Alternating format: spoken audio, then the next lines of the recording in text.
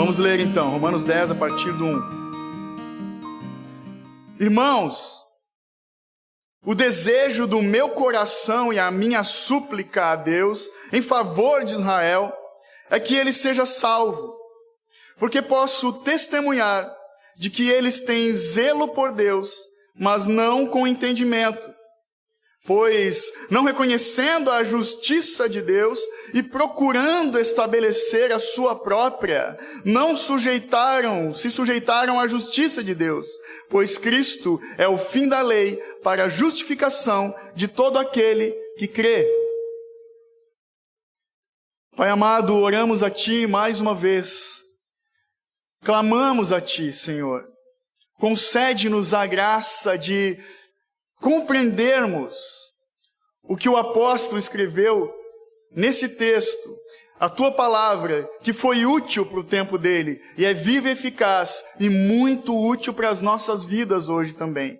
Pedimos ao Santo Espírito, o Senhor, Pai, vem e ilumina o que já foi revelado e o que nos compete, para que haja transformação e mudança de vida em nós, para a glória de Deus. Amém. Você pode sentar.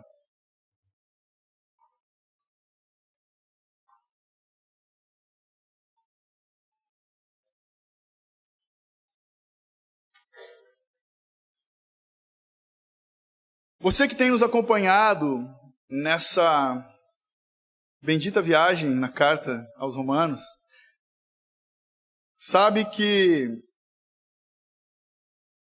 ela está recheada de doutrinas e que nós podemos dizer que o apóstolo Paulo simplesmente está tratando nessa carta das doutrinas da graça. Eu já ouvi algumas vezes pessoas que dizem, eu não gosto de doutrina, eu gosto da Bíblia. Então vai ler outra coisa, porque a Bíblia é cheia de doutrinas. E aqui especificamente, então, em Romanos, o apóstolo, nesse texto que acabamos de ler, ele está tratando da justificação pela fé. Você que tem curiosidade e vontade de se aprofundar e aprender mais das doutrinas da graça, nós temos os grupos de estudo toda quarta-feira nas casas. Nos procure no final, vem falar comigo, com o presbítero Leandro, presbítero Daniel, que a gente te dá todas as informações. É o mais punk já passou, irmãos. Já falamos da depravação total e agora estamos na benção. Estamos falando da graça de Deus, né? Da graça irresistível. Está sendo muito edificante para todos nós. Então você é convidado. E falando de justificação, então, você deve ter visto no noticiário ou na internet, né? Que hoje as pessoas veem notícia na internet. Eu, por exemplo, sou bem crente, eu quase não vejo televisão. E eu vejo as notícias na internet. O caso do Neymar e da como é que é o nome dela? Nájila Trindade. Que absurdo, né? Neymar versus Nájila Trindade.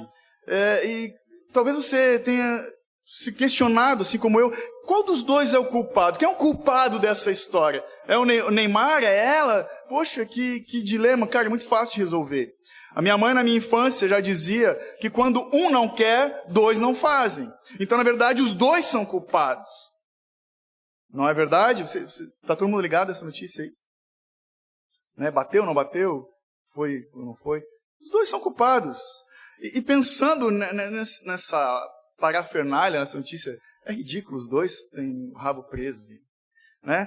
Eu fui levado, então, a pensar nessa questão que isso é um retrato da humanidade, do homem que tenta se justificar com aquilo que ele não faz ou deixou de fazer. Né? A humanidade caminha assim. Na verdade, no mundo em que nós vivemos, meus irmãos, não existem vítimas, porque todos são culpados. Todo homem é culpado diante de Deus pelos seus pecados. Então não existem vítimas. Para a gente contextualizar, para ser bem atual, né? Glória a Deus.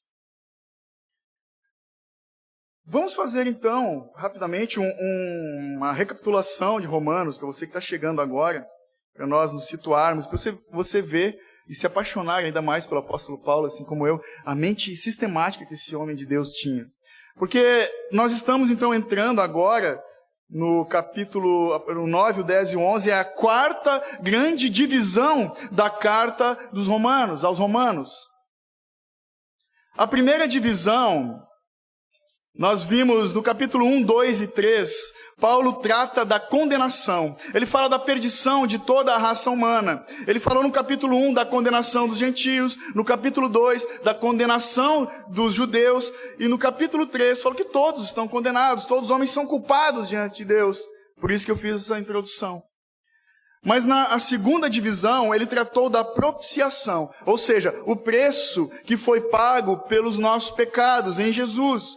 A partir da segunda metade do capítulo 3 até o 5, ele começou a falar da justificação dos pecados diante de Deus. Então surgiram, enquanto nós estudávamos, algumas perguntas. Como nós podemos ser salvos?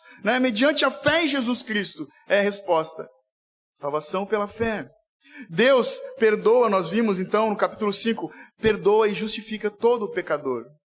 Judeus e gentios. Eu volto a dizer, os gentios eram aqueles que não eram judeus. Os gregos, por exemplo, no contexto.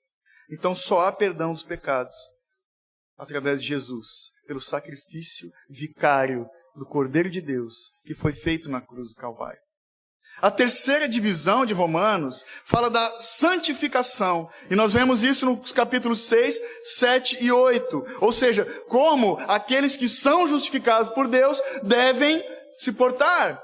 Uma vida de santidade, daqueles que foram comprados pelo sangue de Jesus. No capítulo 6, ele nos mostra de como nós somos livres do pecado. No capítulo 7, ele fala de como nós somos livres da lei. E no capítulo 8, ele fala da vida no Espírito, que é um grande desafio. E agora nós estamos na quarta divisão, que é um grande bloco, 9, 10 e 11. A gente já falou disso. Que trata especificamente de Israel, da nação de Israel. E surgem algumas perguntas. Se a fé é mediante o sacrifício de Jesus, ele se perguntava, como é que ficam as promessas de Deus? Para que serve a lei? Então, existe algum futuro para Israel? Então, os leitores da época de Paulo podiam se questionar e, de fato, faziam esses questionamentos. No capítulo 9, nós vimos o Israel dentro de Israel, ou seja, o remanescente que crê no Messias. No capítulo 10, então, nós estamos tratando de que Israel é responsável pela rejeição de Cristo Jesus. Nós vemos um povo cego espiritualmente. E no capítulo 11, nós vamos tratar de que ainda há esperança para Israel. Então, se você é detalhista como eu, podemos dizer que no capítulo 9 nós falamos do passado. Falamos da eleição eterna de Deus. No capítulo 10, tratamos do presente. O presente, no momento que foi escrita a carta por Paulo. O presente daqueles irmãos. Falando da rebeldia de Israel, que rejeitou a justiça de Deus em Cristo Jesus. E no capítulo 11, então, ele vai tratar do futuro. Vai falar da restauração de Israel. Mas aqui nós temos esses 4 versos. Parece pouca coisa, mas não é. Tem uma riqueza de detalhes aqui que me impressiona. Tratamos do 1 ao 4. Nós vemos aqui uns judeus perdidos, então, que rejeitaram a salvação em Cristo Jesus. Ô povinho duro, de dura servir, de coração duro. Mas outra coisa que é curiosa é que o apóstolo, simplesmente nessa introdução de Romanos 10, ele está dando continuidade na linha de raciocínio que ele estava usando quando finalizou o capítulo 9. Então nós vamos ler de novo, finalzinho do 9, do 30 ao 33. Olhe comigo. Romanos 9, 30. Que diremos? Que os gentios que não buscavam a justiça, alcançaram justiça, mas a justiça que vem da fé. Mas Israel, buscando a lei da justiça, não alcançou essa lei. Por quê? Porque não a buscaram pela fé, mas com base nas obras, e tropeçaram na pedra de tropeço, como está escrito. Eu ponho em Sião uma pedra de tropeço e uma rocha de ofensa, e quem nela crer não será envergonhado. Algumas versões falam não será confundido. E é mais interessante ainda quando a gente observa que os 4 versos de cima têm um paralelo com os 4 versos de baixo. Então vamos fazer uma leitura dinâmica aqui. Você vai ler comigo de novo o 30 e depois o verso 1 do capítulo 10. Olha que legal. E assim por diante, tá? Vou ler o 31, o 31 e o 2. Depois eu vou instruindo vocês. Vamos lá. Verso 30 diz assim: que diremos? Que os gentios que não buscavam justiça alcançaram justiça, mas justiça que vem da fé. Verso 1, lá embaixo. Irmãos, o desejo do meu coração e a minha súplica a Deus em favor de Israel é que ele seja salvo. Lá em cima, o 31. Mas Israel, buscando a lei da justiça, não alcançou essa lei. Verso 2. Porque posso testemunhar ou dar testemunho de que eles têm zelo por Deus, mas não com entendimento. O verso 32 e 33 diz assim: por quê? Porque não buscaram pela fé, mas com base nas obras, e tropeçaram na pedra de tropeço. Como está escrito: eu ponho em Sião uma pedra de tropeço e uma rocha de ofensa. E quem nela crer não será envergonhado. Lá embaixo, 3 e o 4. Pois não reconhecendo a justiça de Deus e procurando estabelecer a sua própria, não se sujeitaram à justiça de Deus, pois Cristo é o fim da lei para a justificação de todo aquele que crê. O objetivo desse texto, o objetivo do apóstolo, é destacar a culpa de Israel.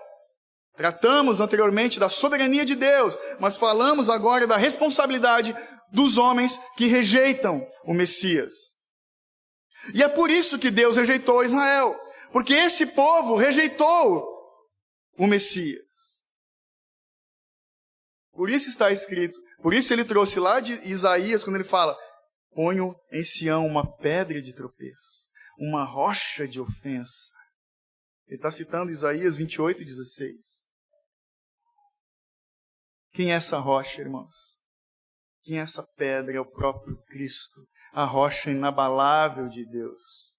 Para os gentios que tropeçaram nessa pedra, eles tropeçaram e foram surpreendidos, encontraram nessa pedra um tesouro valioso que estava escondido. É disso que o texto fala. Mas os religiosos da época, os judeus, tropeçaram não por descuido. É como se eles vissem e ficassem indignados. Na verdade, foi isso que aconteceu. Eles tiveram um encontro com a rocha e se ofenderam e ficaram indignados e revoltados com essa rocha posta por Deus no caminho dos homens. Porque pensa, a cabeça do judeu, ouvindo falar do Messias, de um homem simples do povo, que em Jesus as prostitutas eram perdoadas, os cobradores de impostos recebiam perdão, os ladrões eram tidos como salvos. Como pode isso? E ainda os gentios. Irmãos, para o judeu, gentil era tipo o cachorro da rua. Eles não podiam nem entrar no pátio do templo. Não podiam. Então eles estavam indignados com isso. Fica mais fácil da gente entender, né? Mas nós lemos que eles tinham zelo pela lei. Só que eles tinham desprezo por aquele que cumpriu toda a lei, com perfeição. Estavam cegos. O reverendo Hernandes Dias Lopes, de vez em quando ele usa uma frase, e eu tomo propriedade dela aqui, que eu achei muito útil para nós. Ele costuma fazer a seguinte pergunta: a quem Deus justifica? O justo ou o injusto?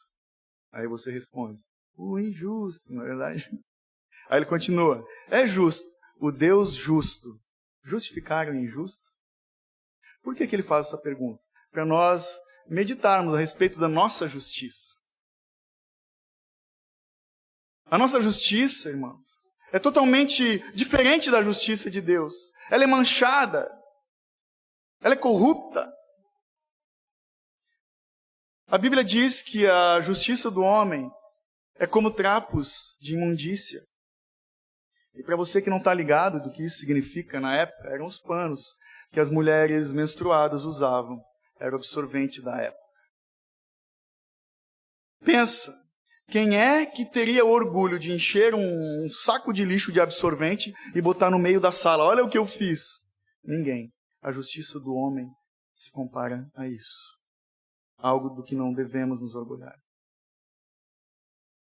E é curioso que quanto mais vem sobre nós a luz do Evangelho, mais nós vemos o quanto contaminados somos, o quanto sujos somos. Por exemplo, ontem, nessa minha calça, pingou um molho de tomate.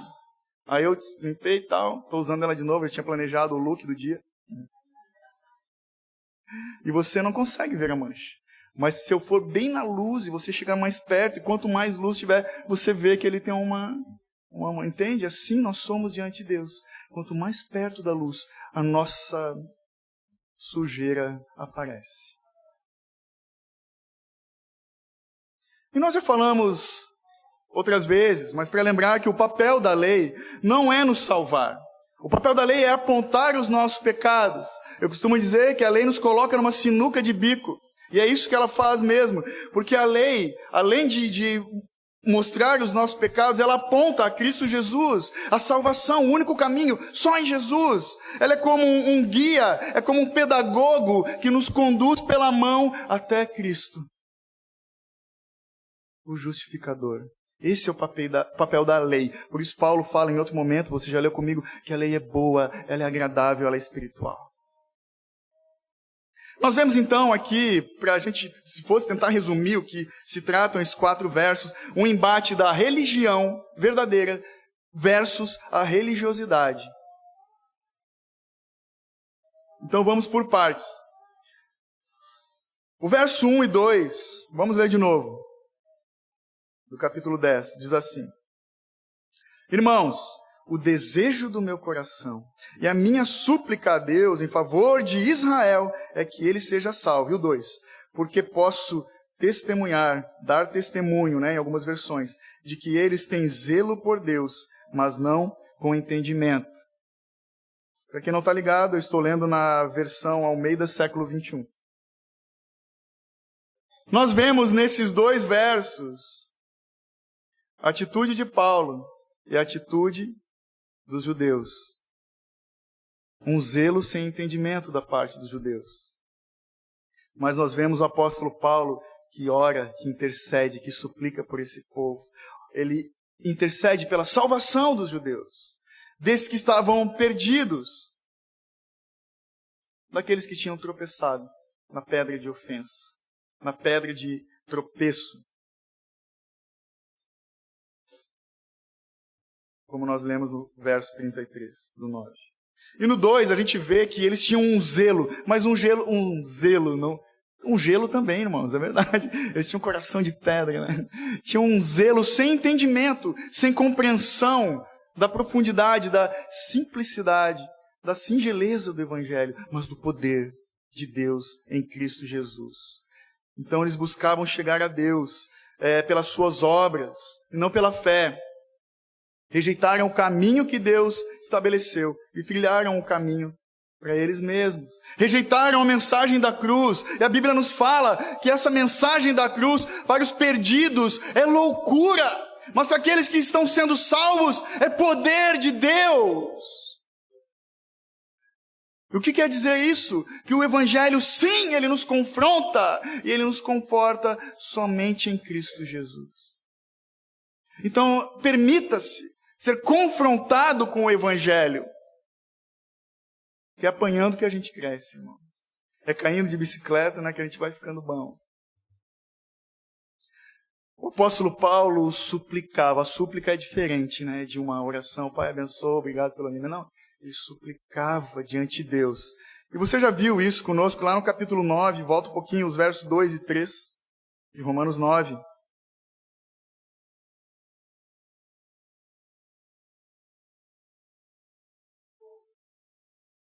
Quando ele diz, Romanos 9, 2 e 3, de que tenho grande tristeza e incessante dor no coração, porque eu mesmo, Paulo falando, desejaria ser amaldiçoado ou anátema, excluído de Cristo por amor de meus irmãos, meus parentes, segundo a carne.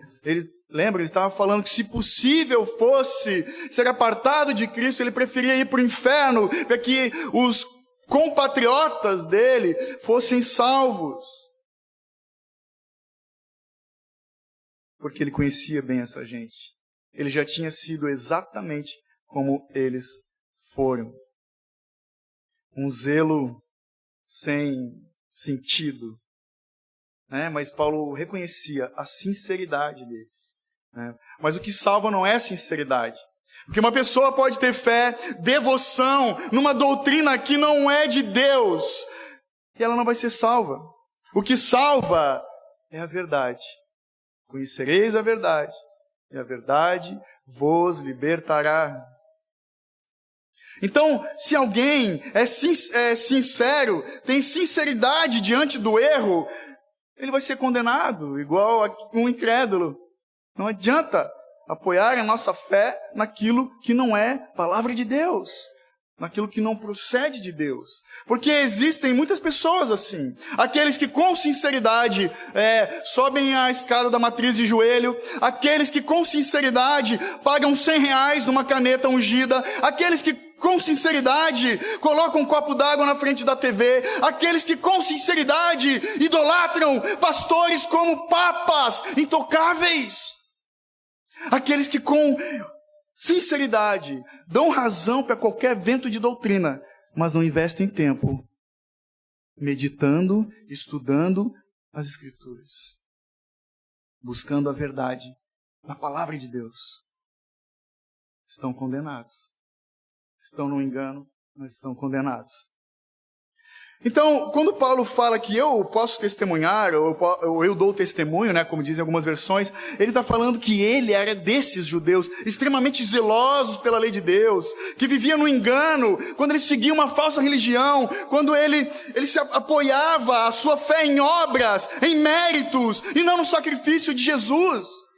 Ele conhece essa gente, é disso que ele está falando, dessas pessoas que buscam cumprir a lei, que dão esmolas, que dão dízimos e ofertas, que cuidavam do templo, que eram zelosos com as festas religiosas, mas não tinham conhecimento do Deus verdadeiro, irmãos, estavam longe.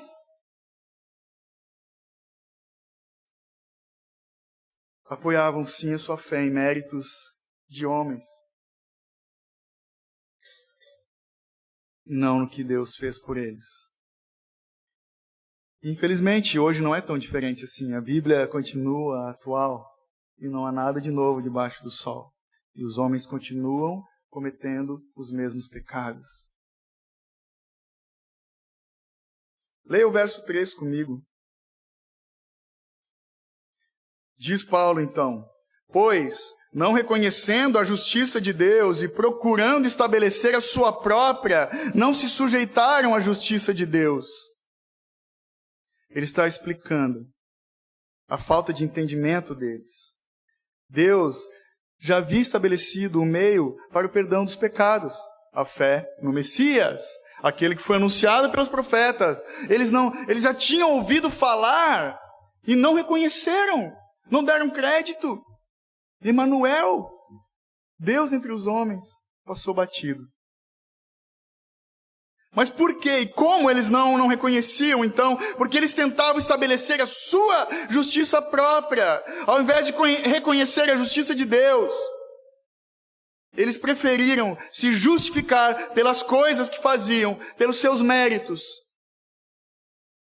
Justificação pelos esforços. E por isso eles estavam cegos. Por isso eles não conseguiam ver o Cristo, porque eles tinham os olhos firmados no seu próprio umbigo.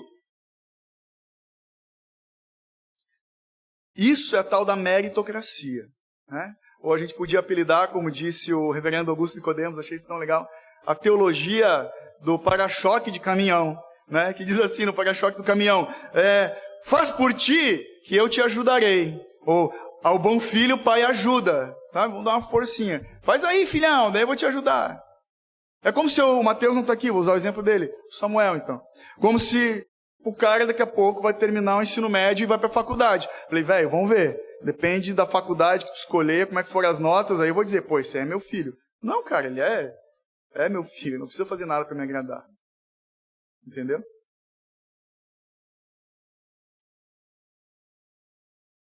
Mas se não tiver nota boa, te cuida, piá. Então eles não viram que Jesus é o centro, é o cumprimento de tudo que foi falado no Antigo Testamento. Eles não conseguiam ver isso. Eles desconheceram, rejeitaram e não se submeteram a Deus. Cara, isso aqui é a lista da tragédia do condenado. São os degraus da condenação, né, para o inferno. Misericórdia. E fazendo isso, então, eles criaram uma religião para eles mesmos, que era um fruto da sua arrogância, da sua soberba. Eram legalistas, moralistas, hipócritas, estavam longe de Deus, longe dos caminhos do Senhor, rejeitaram a Cristo. Os apóstolos, eles rejeitaram também, e também a pregação do Evangelho. O Verbo se fez carne. Foi pregado em 3D para eles, ao vivo e a cores. Rejeitaram. E pior, perseguiam os cristãos ainda. E essa era a biografia de Paulo, antes de ser encontrado por Cristo no caminho. E o verso 4 diz: pois Cristo é o fim da lei para a justificação de todo aquele que crê.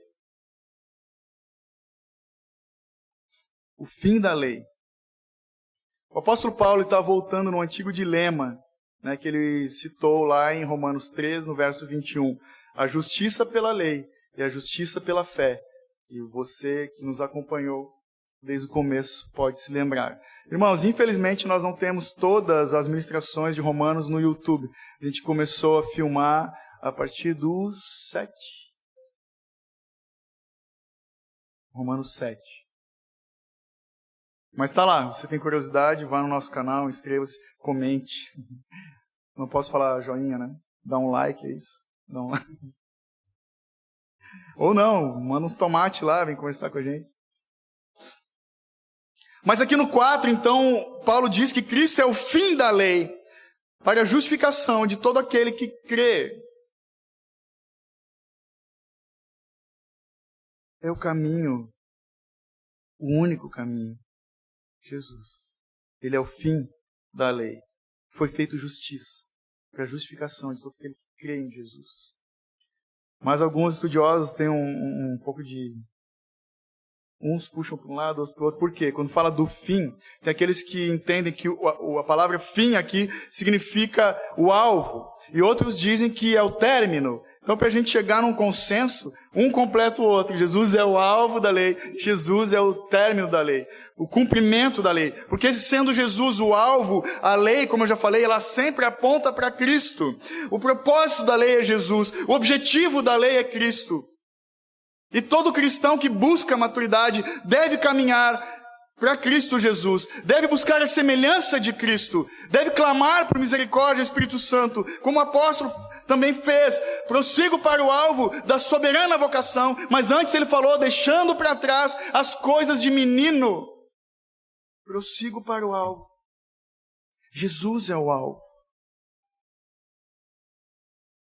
É o alvo da lei, mas ele também é o término, porque em Cristo a lei perdeu o seu vigor. Ela deixou de vigorar.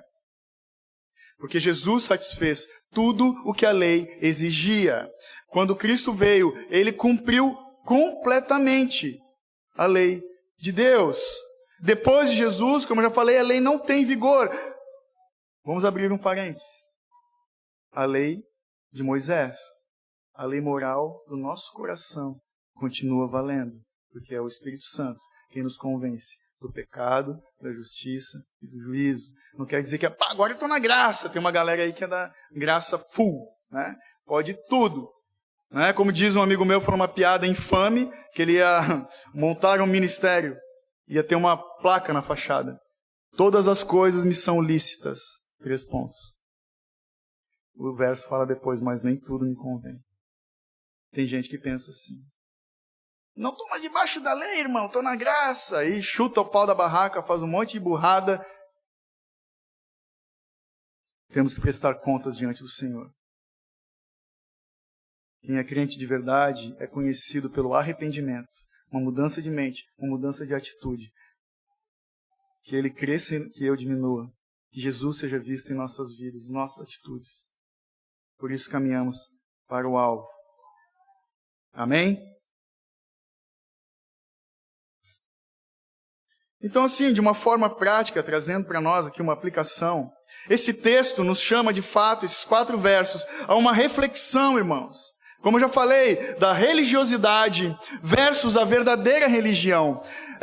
Quando as pessoas, não sei se acontece isso contigo, me falam, tu é religioso, eu fico meio assim, não curto muito, né? Porque nós temos um entendimento, religião não, cara, eu sou crente, eu sou, né, cristão, discípulo.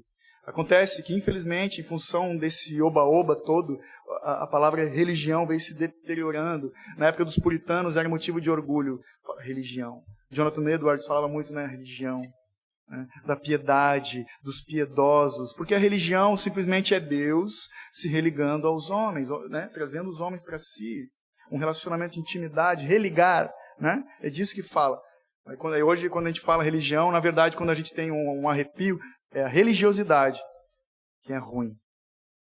A verdadeira religião é boa. E na época desse texto, dos judeus, né, o judaísmo era, né, a religião mais evidente do contexto. Tinha um nome a religião deles, era o legalismo. Você ouviu falar muito disso, né, os fariseus e tal. O legalismo que cegava esses judeus, que os impedia de ver o Cristo, que os impedia de ver o justificador. Isso era fruto da idolatria deles mesmos. Eles rejeitavam a obra das mãos pregadas na cruz e engrandeciam as obras das suas mãos. Eles rejeitavam as palavras de vida eterna e se apoiavam no seu próprio entendimento da lei. Eles viviam a religião falsa, uma religião hipócrita, uma mentira. E se apoiavam nisso, no seu próprio entendimento. A religião dos judeus perdidos era o legalismo, era a sua justiça própria, a autojustiça do homem. E por isso, e dessa forma, eles criaram a religião deles para si, uma mentira, um engodo. Legalismo na época deles. Hoje ainda tem um pouquinho. Mas eu digo que hoje o mais evidente no mundo geral, vamos sair um pouco da bolha, né, do âmbito religioso, vamos falar do qual é a religião, porque hoje todo mundo se curva diante de algum senhor, que seja ele mesmo. Você concorda comigo? A religião do homem moderno hoje se chama relativismo. Relativismo, né? O copo d'água, tá meio assim, metade dele com água. O ponto de vista de um é... Eu tenho um copo aqui, deixa eu tomar um pouquinho. Esse copo está meio vazio. Aí o outro diz, não, eu acho que ele está meio cheio. Isso é relativismo, né? Cada um vê o mundo como quer. Cada um tem o seu ponto de vista. A diversidade, vamos respeitar. Né? A palavra de Deus é imutável. Cada um vive a sua religião. A gente estava num aniversário, eu até estava rindo, cara, que estranho. A pessoa estava falando, porque daí eu perguntei para o universo. Daí eu perguntei, quem é Niverso? Né? A minha cunhada estudou com um cara que se chama Niverso. Será que ela conhece ele? Ele está bem famoso ultimamente. As pessoas vivem perguntando as coisas para o universo. É coisa de louco isso. Tem gente que acredita em duende. Fumou muita maconha, né? Só pode. Então cada um vive a religião segundo o seu entendimento e não segundo o que Deus revelou na sua palavra. Mas se você parar para pensar, irmão, todas as religiões, hoje, você que gosta de fuçar, pesquise, fui pesquisar. Hoje existem mais de 4.200 religiões. Tá feia a bagaça. Tá zoado. Tem as 3, né, que são as monoteístas, né, de um único Deus, mas o resto é uma bagunça. Todas as religiões falam do homem buscando a Deus, do homem procurando se consertar com Deus, do homem se sacrificando para ser aceito por Deus. Só o cristianismo nos fala, nos dá, na verdade, um Deus que vem até os homens, um Deus que se humilha na semelhança de homens, um Deus que se sacrifica por seus opositores, um Deus que concede perdão e nos salva da condenação eterna. Só Jesus fez isso. Ele é Deus, não existe nenhum outro universo que se dane. Só existe, meu irmão, para o homem moderno, uma verdadeira religião, uma só. Escolha qual é a sua religião. A religião do caminho de Deus ou a religião do seu próprio caminho. É para isso que o texto nos alerta. Fale disso, pregue isso, testemunhe disso. Os homens estão procurando o seu próprio caminho. E assim caminha a humanidade. O homem moderno é assim, né? E no meio da modernidade nós temos o não religioso e temos o religioso. Talvez alguém aqui, temos poucos visitantes, mas talvez alguém não se considere, cara, eu não sou da religião. Tem gente que fala isso, né? Eu não sou da religião, brother, eu sou muito assim. Tem muita gente que fala isso. Para essas pessoas é mais difícil. Né? Porque ele não reconhece o Cristo humilhado que foi exaltado, adora a si mesmo, suas conquistas, suas grandes realizações, ama o trabalho, o status, a sua reputação e tudo que o dinheiro pode comprar. Esse é um homem sem Deus. Por quê? Porque ele é amante de si mesmo. Eu sei, porque agora eu vou dar uma de Paulo aqui. Eu posso testemunhar para vocês, porque eu já fui assim. Quando me perguntam o meu testemunho, eu vou resumir para ti. Antes de conhecer Jesus, eu era amante de mim mesmo. Eu me adorava, eu me amava, até que ele me quebrou no meio, me encontrou no caminho e tem me feito nova criatura. Hoje eu sou apaixonado por Cristo. E ele tem me sustentado pela sua graça, pela sua misericórdia no caminho. E às vezes eu tenho que lembrar, não, é Jesus, não sou eu. Eles são incapazes de reconhecer o verdadeiro amor, porque são amantes de si mesmos. O verdadeiro amor que se entregou à morte pelos nossos pecados. E aí no meio moderno, irmãos, tem o religioso também. É o religioso no pejorativo, né? É aquele que rejeita a graça de Deus, que diz que pode aceitar ou rejeitar a obra da cruz. É aquele que ama a estrutura, ama as campanhas, ama os eventos, mas não serve os outros na igreja. É aquele que se orgulha do que faz para Deus, mas não se quebranta diante daquilo que Deus fez por ele. Não se quebranta diante do favor imerecido, da humilhação da cruz do Calvário. O religioso é aquele que aponta o pecado do lado, mas não chora arrependido dos seus próprios pecados aos pés de Cristo. É aquele que infla o seu ego com a mensagem de autoajuda gospel, que critica o evangelho confrontador, que esvazia os homens de si mesmo. Esse evangelho é criticado pelo religioso. Israel vivia no legalismo. Mas a nossa situação é um pouquinho pior, porque além do relativismo, nós temos o mal da igreja moderna, que é a praga do pragmatismo. A praga do pragmatismo. É ruim. Ou, para facilitar aqui, pragmatismo, vamos chamar de gospel. O pragmático, ele diz, vamos copiar o que funciona, o que dá mais ibope, vamos diluir a mensagem para atrair mais gente, não vamos falar de pecado, vamos vender um Jesus good vibes. É isso que essas pessoas estão fazendo. Lugares cheios, abarrotados de pessoas vazias de Deus.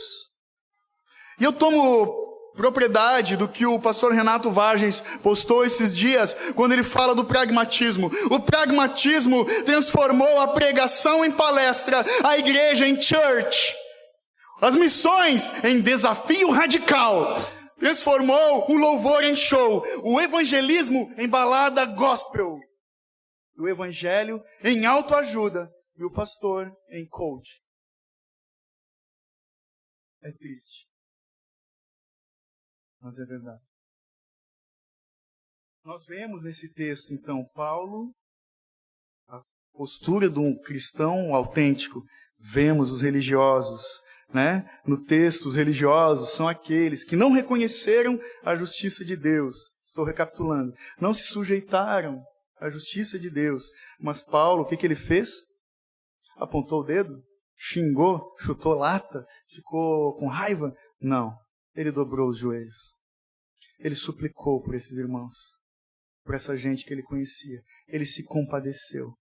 Porque também no meio reformado a gente se enche de conhecimento e aponta o dedo muito fácil. Paulo deu testemunha ao invés de acusar. Ele conseguiu enxergar nesses homens religiosos que mereciam a condenação, ele conseguiu enxergar algo de bom. Eles são zelosos pela palavra, sem entendimento, mas estão buscando agradar a Deus. Nós vemos então no texto Paulo, Israel e a justiça de Deus. Ou encontramos nesses versos o cristão, os religiosos e o Cristo. É disso que fala o texto. Paulo, quando fala nos primeiros versos ali que ele suplica e dá testemunha dele mesmo, ele ora e sabe desses que viviam essa falsa religião. Eu já falei isso aqui algumas vezes, que eu sou fã do cara. Paulo foi um dos maiores teólogos de toda a humanidade, um dos maiores pastores, plantador de igreja, homem sábio usado por Deus. Sabia muito de Bíblia, mas tinha uma vida de oração. Uma tendência de quem adquire conhecimento é não se dobrar mais diante de Deus. De nada adianta a nossa teologia se ela não é feita de joelhos. De nada adianta encher a cabeça de conhecimento se esse conhecimento não desce para o meu coração e ele não frutifica em minhas mãos, em ações de graça e misericórdia, irmãos. Por isso a importância de servirmos uns aos outros, de olharmos com compaixão para os perdidos, de pedirmos para Deus dar vista aos cegos. Ele continua fazendo. Ele continua quebrantando corações. Assim como ele fez comigo e contigo. Até virou aqui o negócio. Glória a Deus. Então, meus irmãos, não vamos mais apontar o dedo. Vamos ter compaixão dessas pessoas. Vamos orar pelos nossos irmãos pentecostais, pelos nossos irmãos armenianos. Senhor, tem misericórdia. Vamos orar. No verso 3, quando ele dá um relato ali de Israel, que não reconheceram a justiça, que procuraram a sua justiça própria, dá o raio-x do religioso, da religiosidade de Israel, ele está falando do gospel, do dia de hoje, como eu já falei, aqueles que não dão valor à graça de Deus, que não dão crédito à suficiência da obra da cruz, aqueles que querem dar uma forcinha para Deus, mas querem um reconhecimento das suas obras também, né, brother?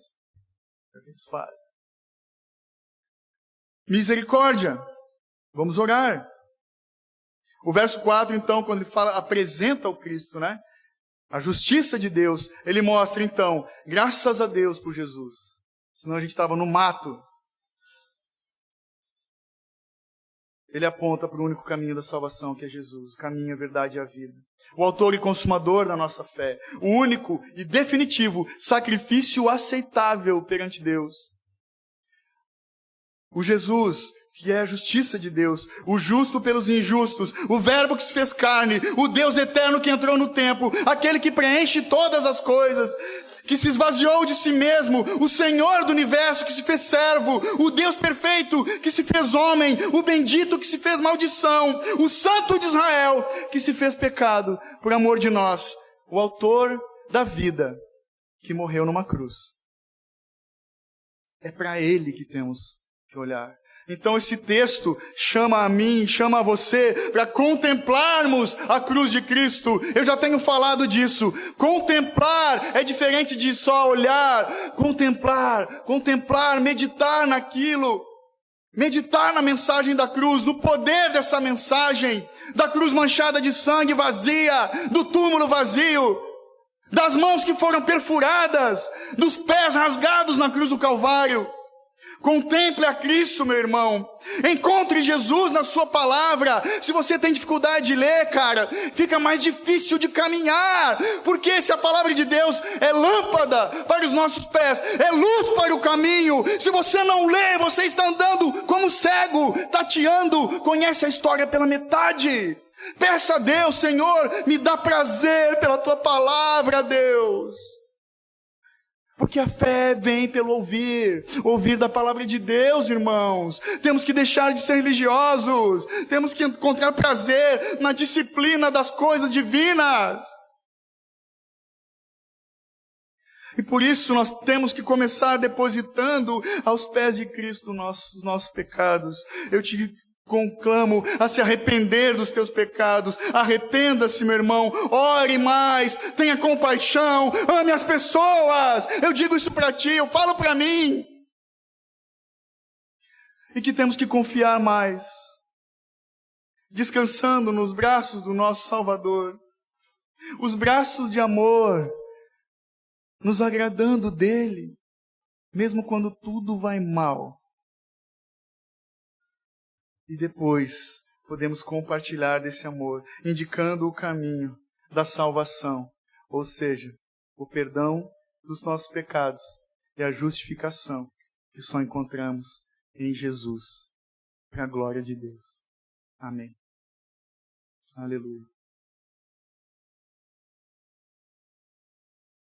Aleluia.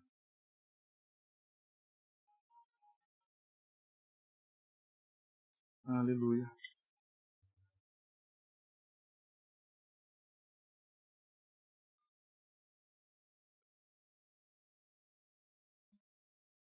Eu espero que essa passagem, essa palavra encontre lugar no teu coração e no meu, e que ela, que é poderosa, ela é poderosa, venha operar transformação em nossas vidas.